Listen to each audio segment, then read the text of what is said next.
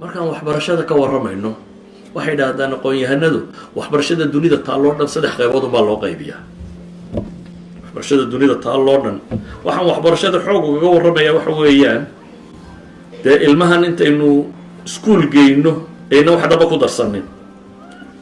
si awgeed waxaan rabaa inaan tilmaamo waxbarashadu khatarteed iyo waxa loo dhigaa wuxuu yahay iyo natiijada productkay soo saartay saynu arkarno.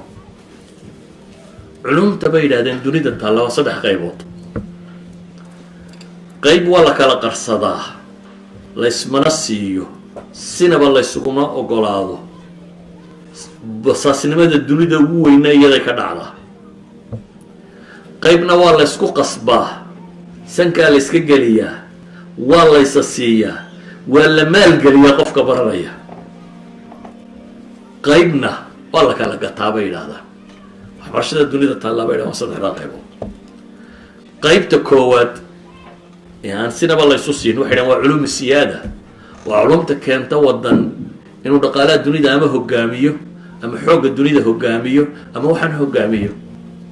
waa culumta ku saabsan bay yidhahdaan maalan nuclear weapon iyo wixii ku saabsan laysuma ogola. ciddii xariiqdeeda xaggeeda soo egtana haddii la tumi karo waa in la tumaa.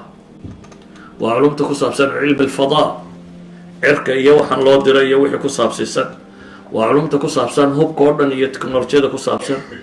waa culumta ku saabsan core ideaha ay leeyihiin shirikaadkan waaweyn ee dunida ka jira. shirkadana ma bixiso core idea. maalan coca cola 100 iyo dhowr sannadood buu hadda secretiyey oo ay leeyihin mar kasta dunida 2 qof oo qura og xataa waxaa meesha ka jiro oo dhan. meel bay ku qarsoontahay, banki bay taallaa, 2 injineer oo quraa loo sheegaa waxaasaa la isugu qaldo. that's all. cid kale ogi ma jirto. 100 iyo dhowr sannadood bay hadda maraysaa. idan aqoomaha dhaqaalaha abuura, xoogga abuura, taliska abuura, waxaa abuura laysma siiyo. waxay yidhaahdaan dunida marka la eego basaasnimada ugu badanina waa meesha ay ka jirto. waxa ugu badana laysbasaasaa waa in aqoon la xado. weliba bay leeyihin waa meelaha inta isku jaalka ay xataa isbasaasaan isxadaan. sanada qaar bay waxay leeyihiin westranka basaasnimadii ugu badnaa isku sameeyey. waxaanay ku saabsiisan tahay maxay? core ideas la kala xadayo oo waxaa ku saabsan. aqoonta iyada laysma siiyo. ninkii agteeda soo marana waa laga durkiyaa. waana ta dunida loogu taliyo, dhaqaalaha dunidana lagu hayo. taasi waa qayb. qayb kale waxay yidhaahdaan cid waliba way faafisaa. dowladdu waliba waxay isku daydaa safaaradaha ay dunida ku leedahay inay qayb ka mida safaaradeeda ka dhigto qaybta wax faafisa. waa aqoonta ku saabsan bay yidhaahdaan identityga waddanku leeyahay.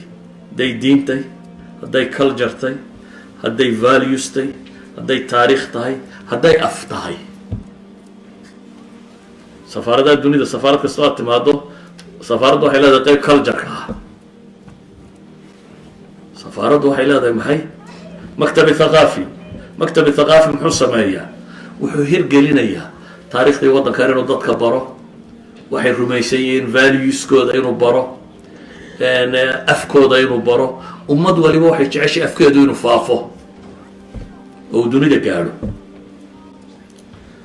qaybtaasi bay yidhaahdaan waddan waliba deeqsibuu ku yihi.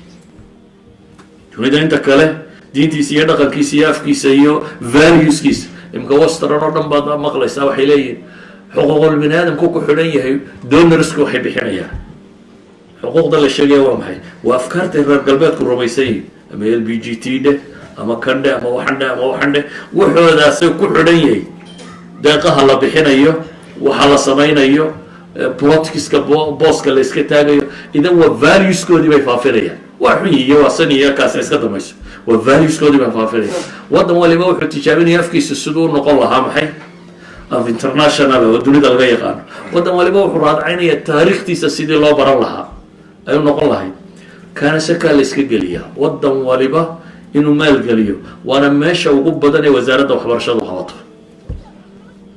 higher education marka laga yimaado wasaaraddan waxbarashadu waxa ugu weyn ay qabataa waxa weeyaan cultureka iyo valueska iyo afka iyo dhaqanka iyo diinta iyo aragtiday dadku leeyihin inay ilaaliso oo dadka la baro. qaybna bay yidhaahdaan cilmiga ka midi waa qaybta bini aadamku wadaago oo waa la kala gataa una iyada lacagtaada, dhakhtarnimada iyo injineernimada iyo waxyaabaha kalaynu sheegno, idaarada iyo handasada iyo waxaa la kala barto oo dhan. jaamacadkaad fiigaaga haddaad la baxdo waa maxay? waa kuu banaantay. therefore iyada waa la kala gataa. professorkana waad gadan kartaa, jaamacaddana ardaygaaga waad keeni kartaa, waa suuqa dhaqaale ee furan ee obinka. idan waxay dhahan tacliinta dunida waa saddexdaa qaybood. waa qayb aan laysu ogolayn secrets oo cid waliba inay ilaashato rabto, qayb saka la iska gelinayo cid waliba inay faafiso ay rabto, iyo qayb mushtarak bini aadamku u yahay oo cid waliba ay gadayso.